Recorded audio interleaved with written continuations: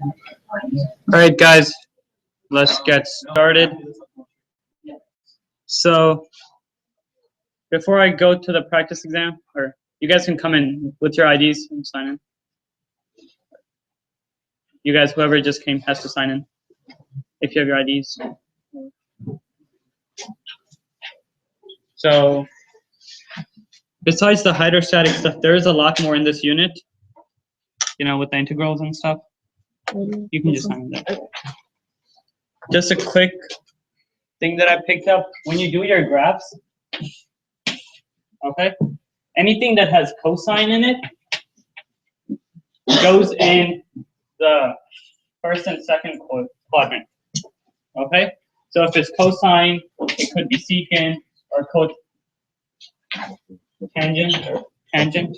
Let me check. Did I say that right? Yeah. Yeah. Make sure you don't see the red light. Yeah. Cotangent, secant, and cosine.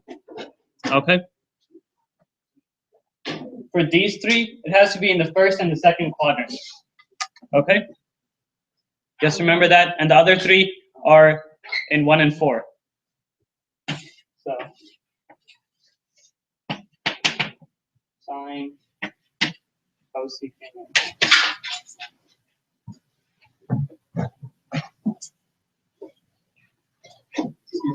Yeah. With the secant, do we take into account that it's the negative x on the left side, or does that matter? Yeah, it does. And then some derivative stuff. So I posted a review on Blackboard. Have you guys all seen it? Yeah? Yeah. So look over that. That just covers everything. And just to test you guys right now, the derivative of inverse of sine is what? 1 over what? Square root of 1 minus u squared du over dx. And then for cosine, I don't want to write it all now. No, it's in there. Or you guys can see it. For cosine, I will point out this. Anything that has a c in it, like cosine, cotangent, and cosecant, they are negative. Okay? Because they have a c in it. That's not a mathematical reason, but.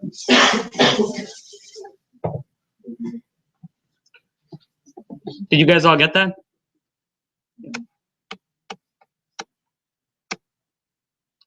And then you guys should be very familiar with the unit circle, because you sort of use that when solving the integrals. So any general questions on this unit? No? Okay. So the first, so you guys all have access to the practice exam? And you have attempted it? Yeah? You can say yes. Okay. So the first one, y equals f of x is equal to x plus 2 quantity squared. X is less than or equal to negative 2. So we have to find the f inverse of it. Okay. That's just looking at it, trying to solve for x first. So y is equal to x plus 2 quantity squared. X plus 2 is equal to negative square root of y. And that is because we have x is less than or equal to negative 2.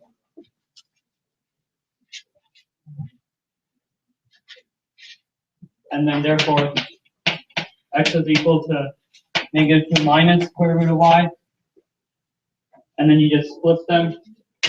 So y is equal to negative 2 minus square root of x. Any questions on that? Yes?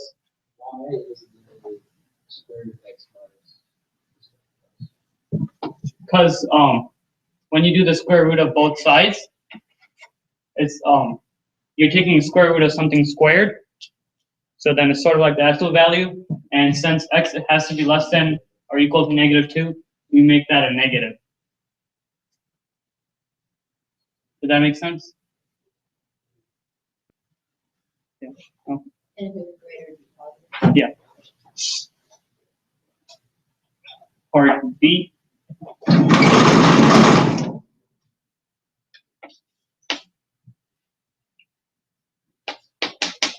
You have the inverse of f of x. That just means plugging in f of x into the inverse equation that we found. So -2 minus the square root of quantity x plus 2 squared. That's equal to -2 minus the absolute value of x plus 2. Now we know x is less than or equal to -2 still. So this is equal to -2 minus a negative quantity of x plus 2, which would make it positive. The 2's would, did I do that right? Well, this would still be a negative. Oh. So the x would become positive, the 2's would cancel out, and your answer would be x.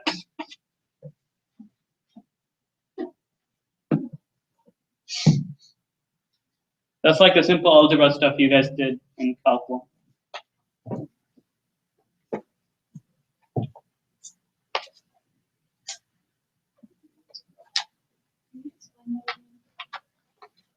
So essentially, we're plugging in the function f of x into the inverse equation that we found.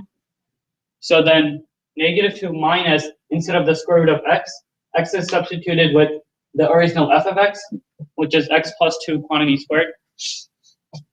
Okay? And then, since we're taking the square root of something that's squared, we have to have absolute value signs. And since x is less than or equal to -2, that absolute value is equal to a negative number. So then, once you solve it, you get just x.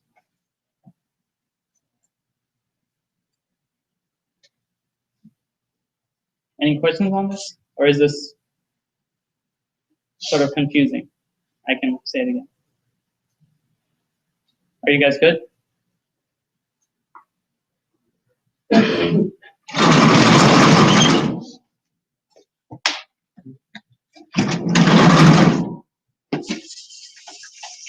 And then there's a part C to it.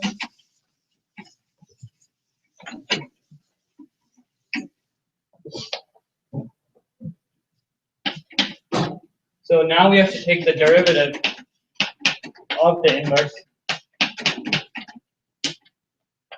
when x is equal to -3, or x is equal to the function of -3. And they tell you this theorem where this entire thing is equal to the derivative of f of x with that x value. So this was a theorem that they told you. So we're taking the derivative, putting it 1 over, and then plugging in -3. Our f of x was x plus 2 quantity squared. So the derivative is 2 times x plus 2. So this is equal to 1 over 2 times x plus 2, with x being a -3. So this is equal to 1 over 2 times -3 plus 2, which is equal to a -1.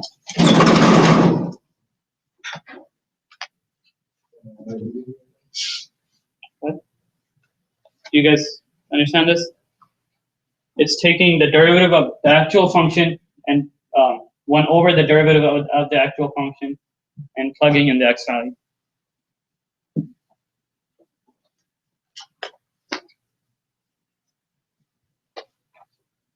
Any questions on this?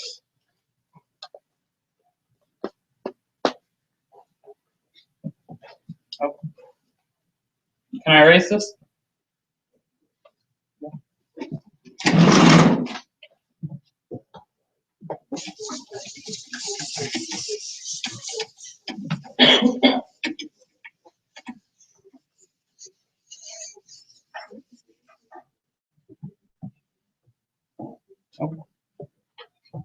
So we have to sketch and label the sides and the angle of the triangle. And we have the function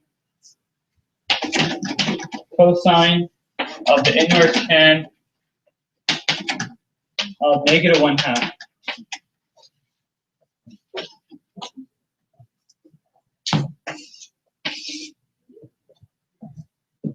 When you take the tangent of something, tangent of theta is equal to opposite over adjacent. Okay? In this case, the opposite is a -1 and the adjacent is 2. So we can draw the triangle with a -1 and a 2 value.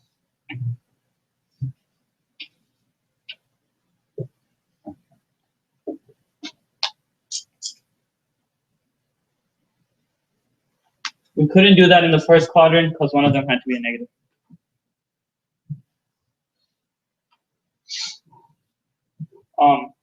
Your opposite value is your y value. Your adjacent will be your x value. So then if we make this entire part angle alpha, the cosine of that would be 2 over the hypotenuse, which is square root of 5.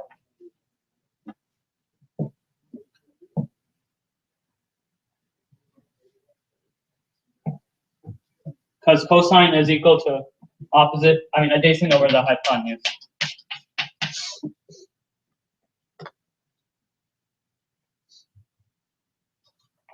Does that make sense?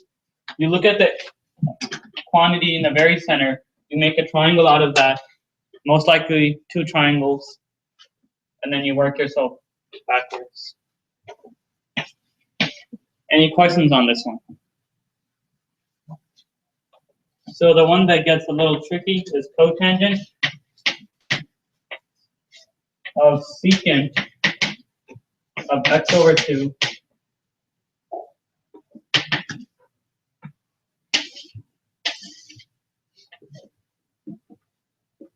Now I told you guys before, when you have a secant, you have 2 triangles in the first and second quadrant, because cosine is involved with that. Or let me just say that again. That's just something that you have to remember. When you have cosine, secant, and cotangent, it's in the first and second quadrant.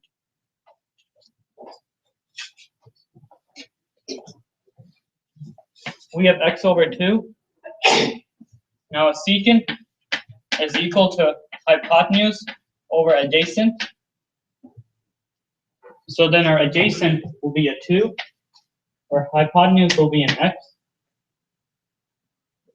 And for this side, we'll have a -2 and a -x. But we have to, so before we say the limitations, our opposite side will be x squared minus 4. On this side, x squared minus 4. Because of that, on the right side, x has to be greater than or equal to 2. On the left side, x has to be less than or equal to -2. If I say.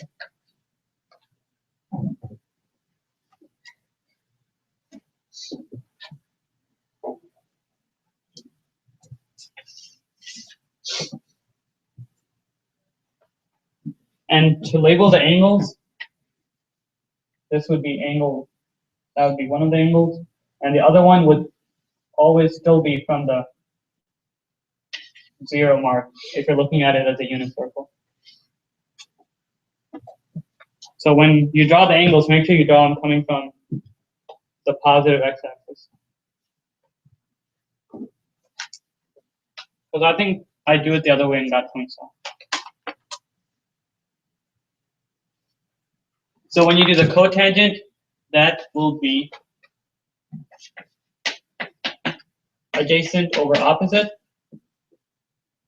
So we have 2 over the square root of x squared minus 4, and negative 2 over the square root of x squared minus 4. And then since we have a square root in the denominator, we have to show our restrictions. X has to be greater than 2, and x has to be less than negative 2.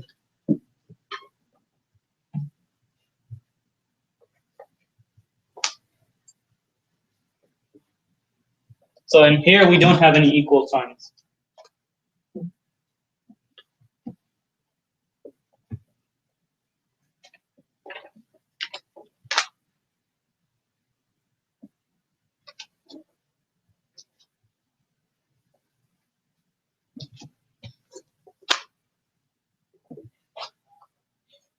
Any questions on this? You got rid of the equal sign because of the restriction. Like, is it 0? If there was an equal sign here, we'd have a 0 in the denominator. Oh. So, can't be.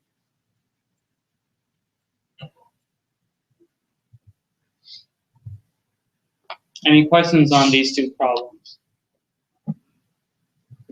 They did like these in class, right? So just go through them. Those are each worth 4 points. That's the.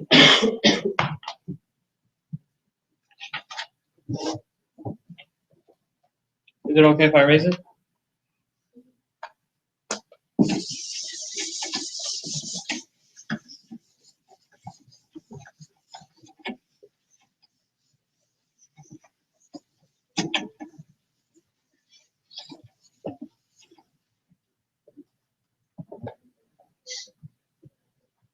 So for this one, number 9, we have the integral from 0 to the square root of 3 divided by 4 dx over 9 plus 16 x squared. One thing that you have to remember for any of these integrals is just you have to memorize all the derivatives of the inverses, okay? Like, that's something that you have to do. Make flashcards or anything that will get you to remember them. So what's the first step? We factor the 9. So we have 1 plus 16 over 9 x squared in the denominator. So we have 1 9 from 0 to the square root of 3 over 4 dx over 1 plus 4/3 x quantity squared. Now here you sort of have to look at it as like a u. If we have a u of 4/3 x, du is equal to 4/3. So we multiply the top by 4/3, outside by 3/4. So that's equal to 1 over 12 integral of 0 to the square root of 3 over 4 4/3 dx over 1 plus 4/3 x quantity squared. What does this look like now? It looks like inverse tangent.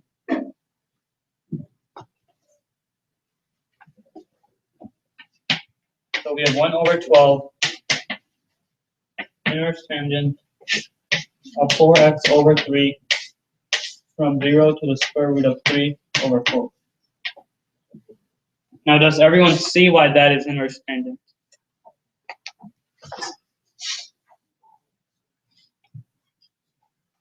Because the derivative of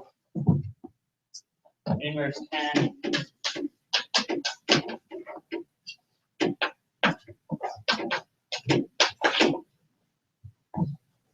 that should be a u.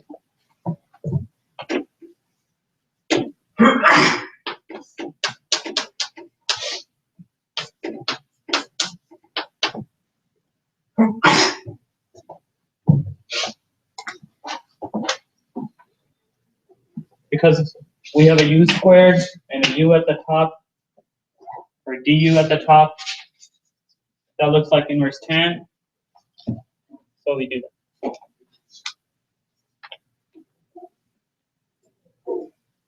Do you guys all see that connection?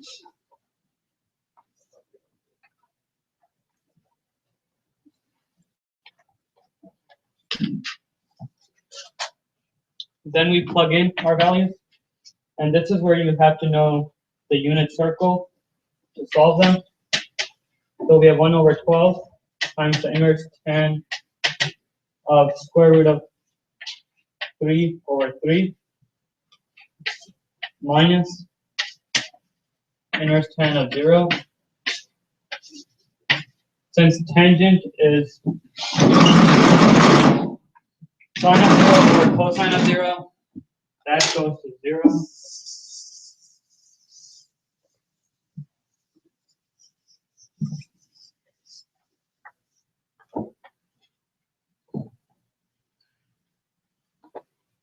That's equal to 1 over 12 inverse tan of 1 over square root of 3 at pi over 6. What is the coordinate at pi over 6? That's radical 3 over 2, comma, 1/2.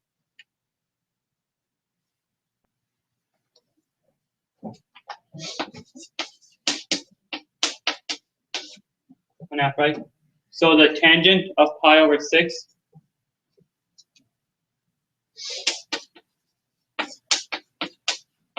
would be equal to 1/2 divided by square root of 3 over 2,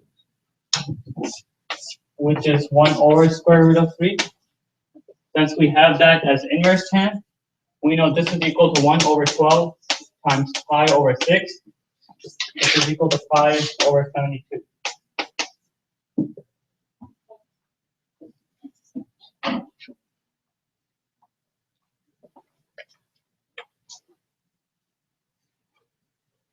That, like, looking at 1 over square root of 3 and knowing that it's pi over 6, that's something that you guys need to practice and go through just to be ready for the exam. Because when you're in the exam, it'll, like, you don't want to waste time thinking through all these values.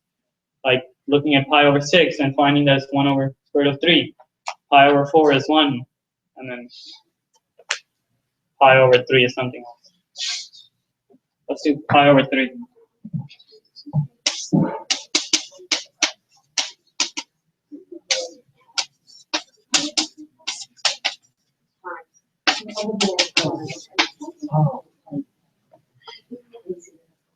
So the tangent of pi over 3 is square root of 3.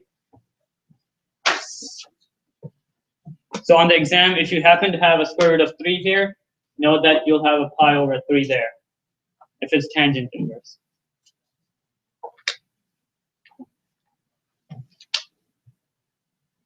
Do you guys have any questions on this?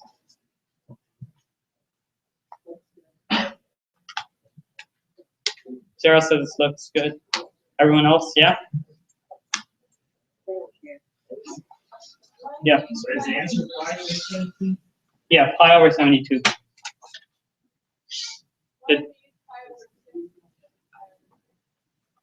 Because inside the inverse tan we have 1 over square root of 3, right?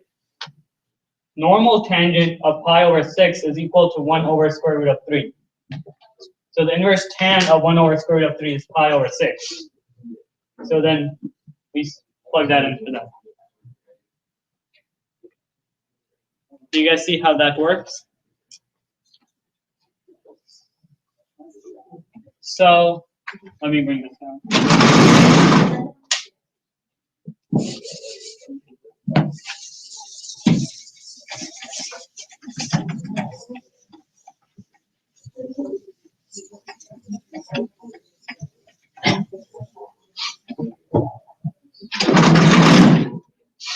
What is the inverse sine of, let me see, 1/2? What's the inverse sine of positive 1/2?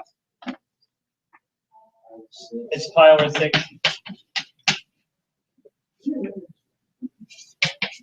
Inverse sine of 1 over square root of 2. Pi over 4. So just familiarize yourself with that. Now if I had inverse sine of negative 1/2,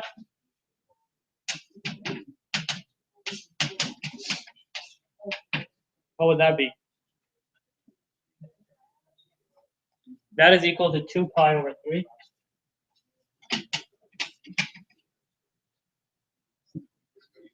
That's the other side of the unit circle, the second quadrant.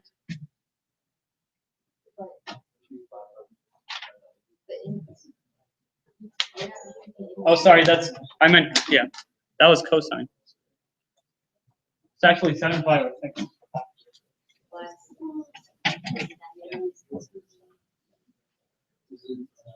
Yeah, the inverse cosine of negative 1 over 2 is 2 pi over 3.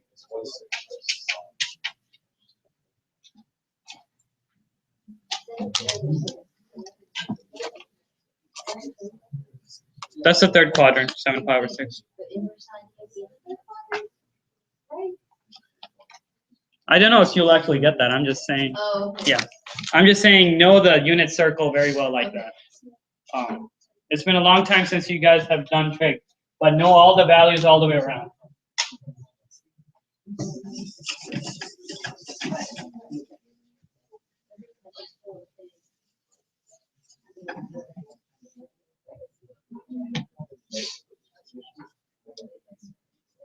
So any questions on that problem that we just did? We'll do one more like it. Okay. So for B, we have 0 to 5/8 dx over the square root of 25 minus 16x squared. What should be the first step? Get that 25 out of there. 25 out. So we have 16 over 25 x squared, right? But we can take the square root of 25. We get 1/5 out from 0 to 5/8 dx over the square root of 1 minus 4/5 x quantity squared. Again, we treat this as a u, so u is equal to 4/5 x, du is equal to 4/5. We multiply the top by 4 over 5, outside by 5 over 4.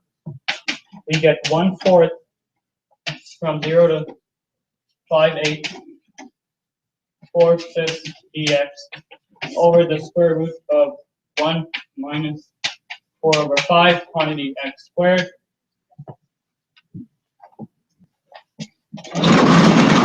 What does that look like? Inverse sine. So we get 1/4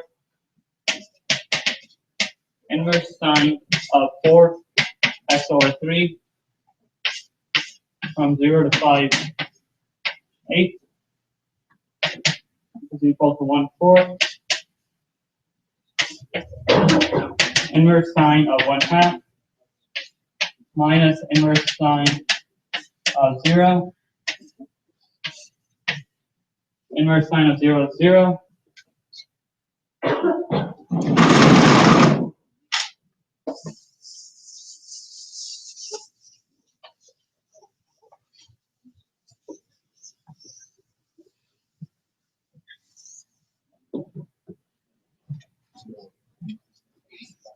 So we have 1/4 times what? Pi over 6, which is equal to pi over 24. Yeah. Oh, no. The sine inverse of like on that top board right there, is that supposed to be 4/5 or is it 4/3? Right here, that is 4/5. Oh, okay. Sorry, I was just not wondering whether. Yeah. I did that twice today. Oh, you're calling. Somehow good.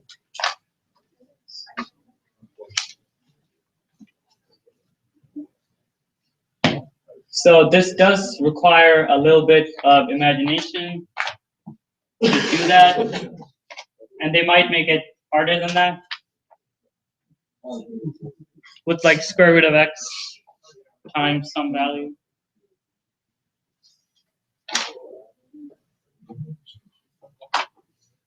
So any questions on this problem right now? No?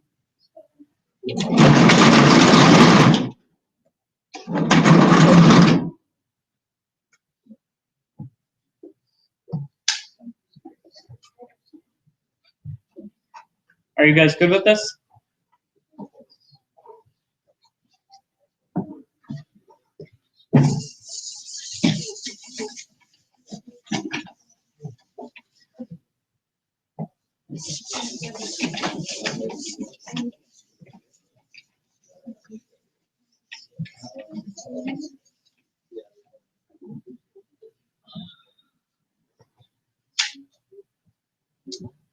So we're still not through this trig stuff yet. Y is equal to sine inverse of 2 to the square root of x. Okay?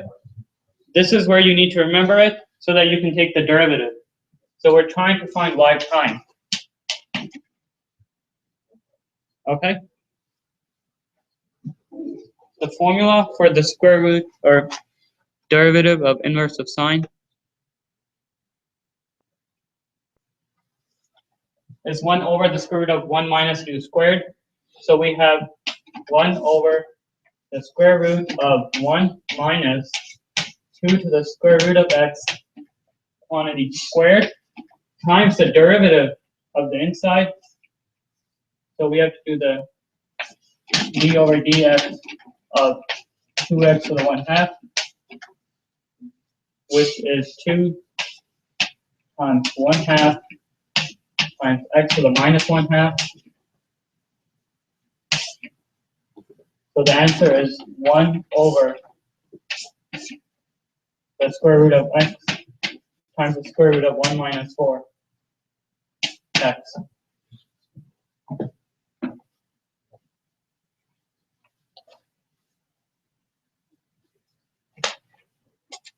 So taking the derivative, if you remember the actual formula, is not hard.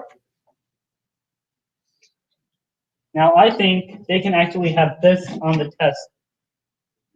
Okay? If they gave you this on the test, you should be able to go backwards. Oh. That- The integral of that? Yeah, like take the integral of that.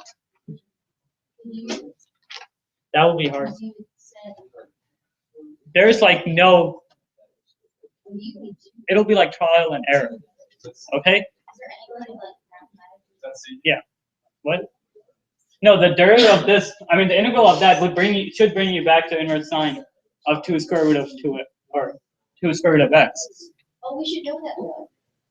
Because if that 4x, if that's the time squared, then you have that 2 in the radical x. We know that. Yeah, but on the exam, if they give you this, it may seem really overwhelming to go backwards or take the integral of it. But the way you would do it is you have negative 4x here, right? You do the square root. Oh, you do the square root of 4x because you know it's 1 minus something. So you have 4x. You take the square root of that. You know that is 2 square root of x. Okay? Then you try to have that on the outside, but the integral, let me rephrase what I'm saying. You try to have the derivative of that on top. Okay? The derivative of this would be, that's, this is equal to 2 times x to the 1/2. The derivative of that is x to the negative 1/2. Okay? Which you have here. So then this is essentially equal to x is -1/2 over the square root of 1 minus 2 square root of x quantity squared, the integral of that. And then if you know that, you should be able to bring it back to sign. Did some of you guys understand that? Somewhat? Look over that because they might give you an integral problem like that. That's why I'm like telling you guys that. It's not on the practice exam, but on the actual exam, they might give you something with the square root here times the square root something. Okay? I can go over it at the end, maybe again, but just keep that in mind. And then the second was y is equal to cotangent inverse of 3x. So then y prime, you use a formula that you memorize again. We know it's negative because it's a cotangent. So it's 1 plus 3x quantity squared times 3. And that's your answer.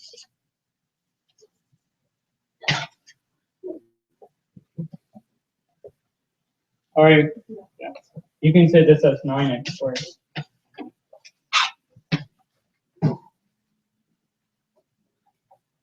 So this one was pretty easy because, well, both of them should be really easy because you just use the formula.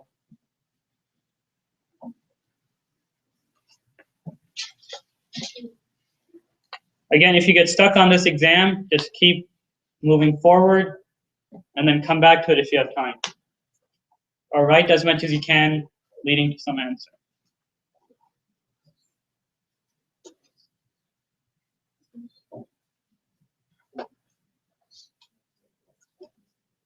Any other questions on this problem? No? So do you guys understand what I was trying to say here? If you're given the integral of this,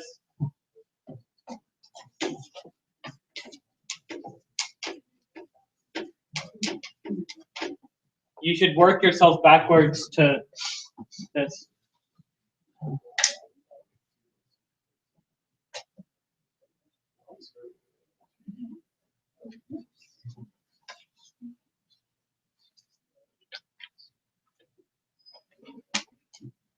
Are you guys good with this? Can I erase it?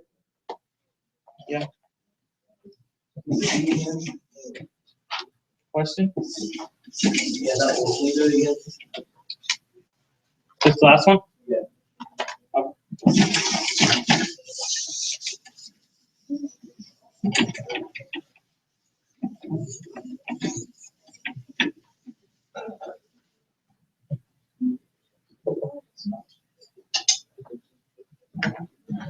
So you have the inverse cotangent of 3x.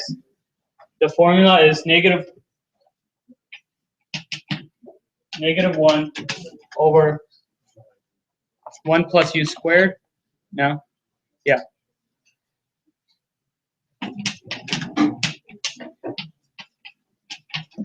Okay. So then we have negative 1 over 1 plus 3x squared, and the derivative of 3x, which is 3. So this is equal to negative 3 over 1 plus 9x squared.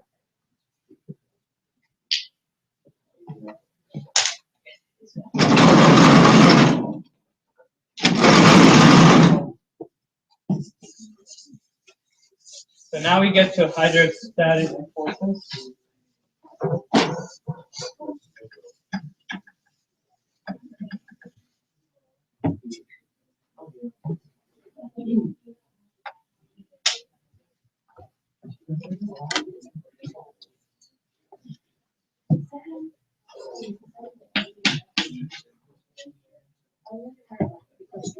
For number 11, we are given a triangle. Do you guys want me to move forward or like take a break for 5 minutes? Go on? Okay. Because this is a lot of stuff. We have 8 feet base, height is 7. It's above 3 feet. off the water.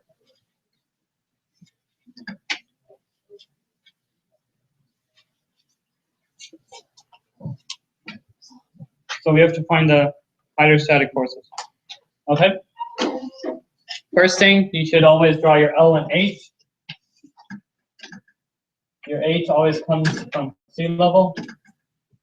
So when we're doing the comparison of similar triangles, I have L, and then this entire height would be the height that I'm looking for.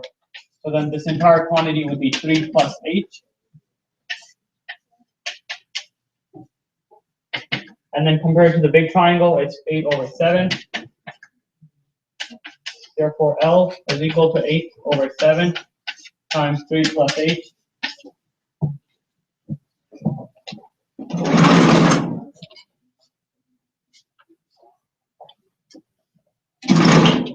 The formula for hydrostatic force is always the integral of W H L dH, unless it's at a tilt. And this is going from 0 to 4. It's going from 0 to 4 because it's going from sea level to the bottom of the triangle, which is 4 feet deep. And then we just substitute.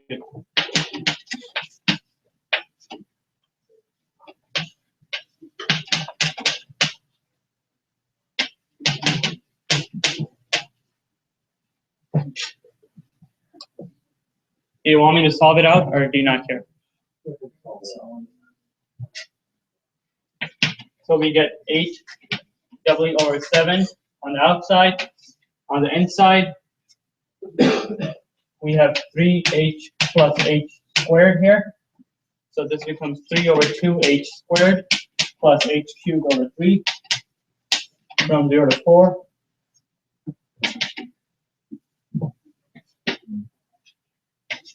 HW over 7. Now what they did,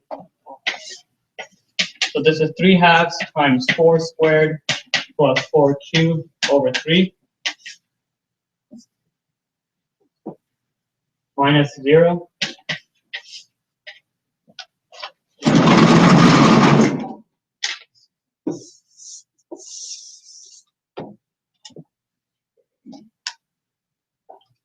That's equal to 8W over 7 times 4 squared, which is 6. So they took out 4 squared because everything had 4 squared. And then they had 3 halves plus 4 thirds. That's equal to 8W over 7 times 16 times 17 over 6. This is equal to, that becomes a 3, this becomes a 4. These are still huge numbers to multiply. So what they did accept on this exam was 64 times 17 W over 21. Or if you multiplied everything out, 1088 over 21 W. So they accepted both. Now, if you were to take this test, what answer would you have put? This one. Okay? Go ahead and multiply everything out. Don't rely on them to letting you not or skip over that. Don't take the chance.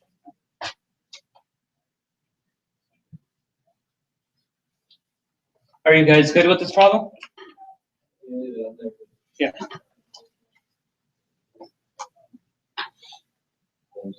So if I had this problem on the exam, I would put this answer.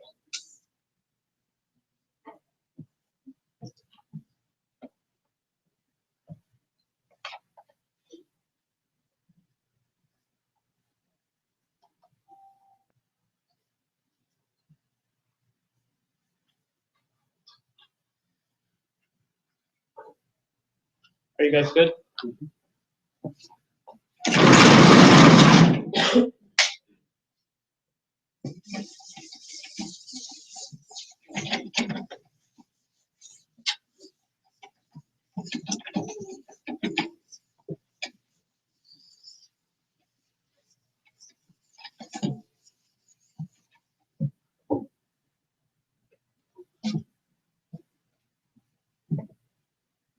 part B. We have to use the centroid method.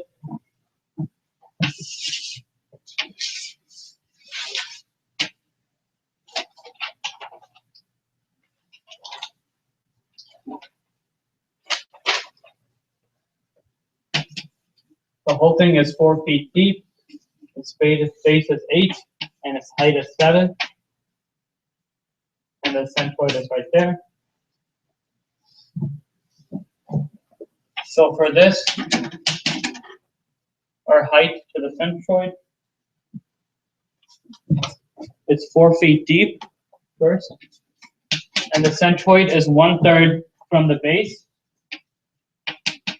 So we have 1/3 times 7. So 4 plus 7/3, which is 19/3.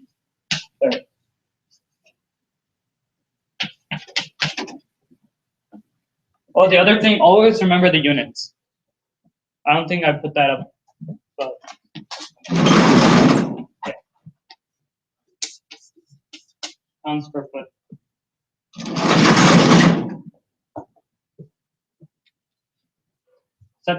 Second thing we need is area. 1/2 base times height. So it's 1/2 8 times 7, 28 feet squared. So the hydrostatic force formula is W times H with the bar times area. So W times 19/3 times 28, or 532W/3 pounds per feet.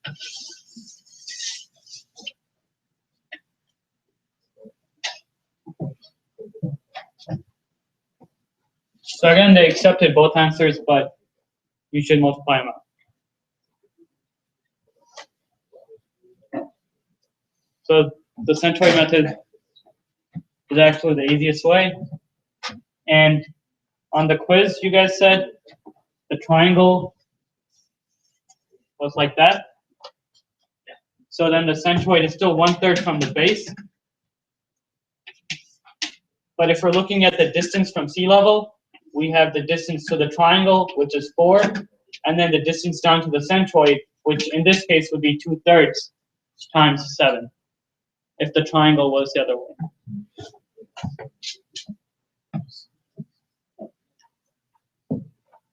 So if you just, So instead of 1/3 here, you do 2/3 times 7, because that's the distance down to it.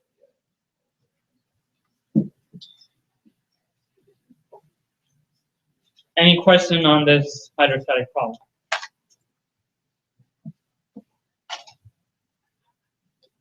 can you leave it up there 1 second? Yeah.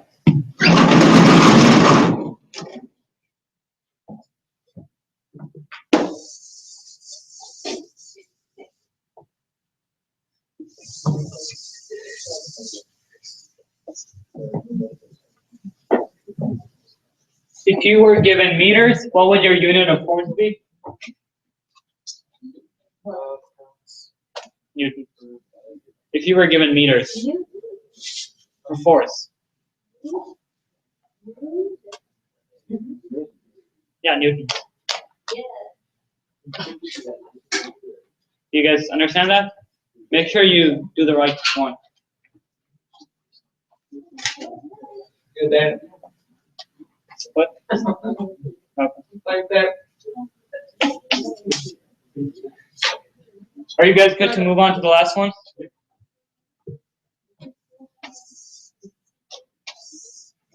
We're given a semicircle with a radius of 2 feet.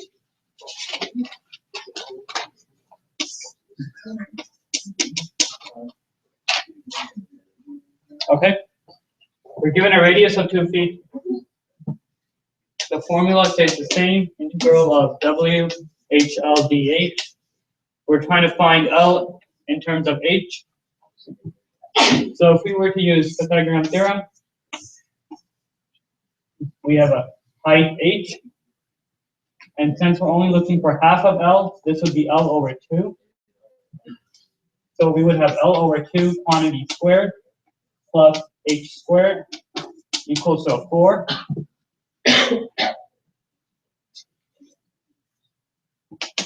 So we're going from 0 to 2. WH times L. If you solve that out, L turns out to be 2 square root of 4 minus h squared.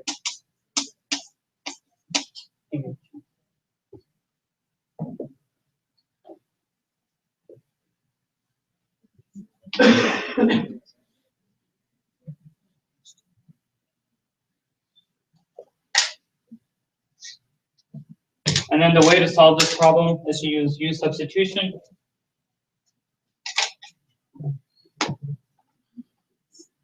So we make our U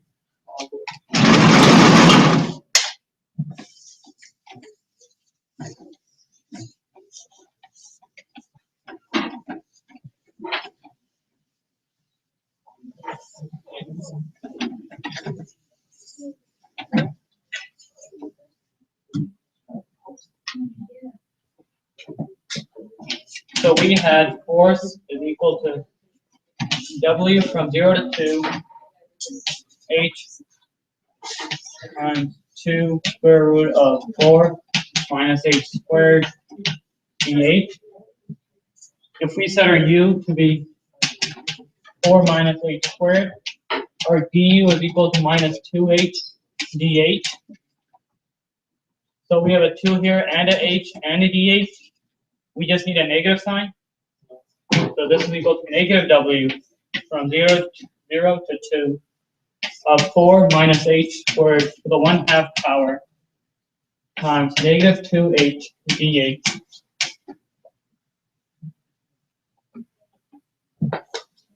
That's equal to negative W times 2/3 times 4 minus H squared to 3/2 from 0 to 2. This is equal to negative 2/3 W. When we plug in a 2 here, 4 minus 4 is equal to a 0. Minus, when we plug in a 0 here, 4 to the 3/2 power is 8. So this is equal to negative positive 16W over 3 pounds-feet.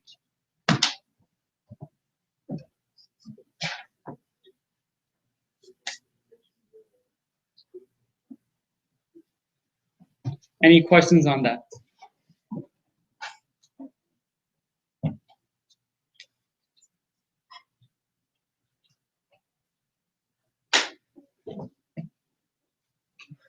Essentially, it's always the same formula, WHLDH, except when it's on a slant, is WHLDS, and you have to convert DS to DH.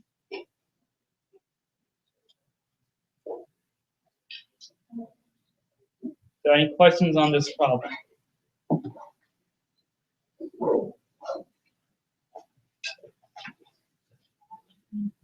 That is it for that exam. Don't forget everything else that you guys have learned from the last unit, which was a long time ago.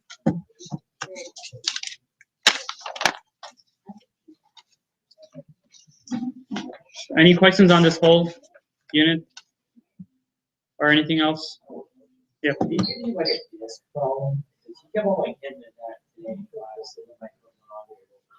Like a circle under the sea? No, like finding, given an equation on the line, you have to figure out like it's rotated by the x-axis or something. Do you mean like problems that you did in Calc 1? Yeah. It was kind of hit. I wasn't there with Tyler, but look over that, I guess. It's probably Calc 1 stuff. I don't see him putting Calc 1 stuff in there though.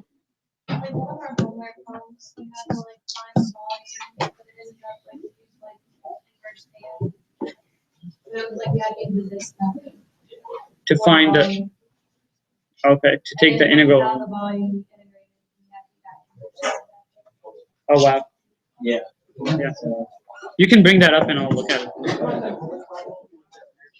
Yeah. Oh, it's like they did like rotation integration, like. You can just bring that up. That's it for you guys.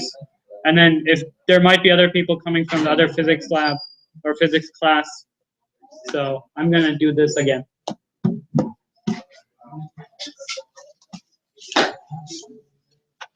If you haven't signed, come sign it.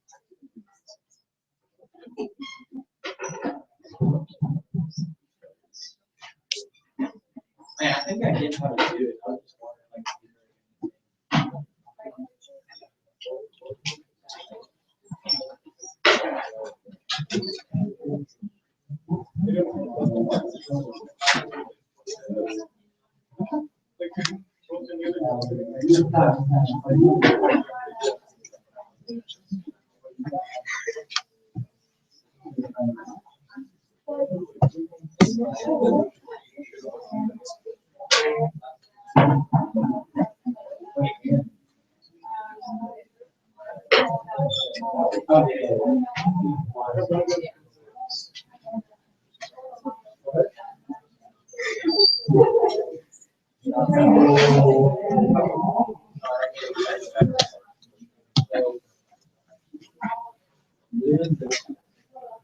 Thank you.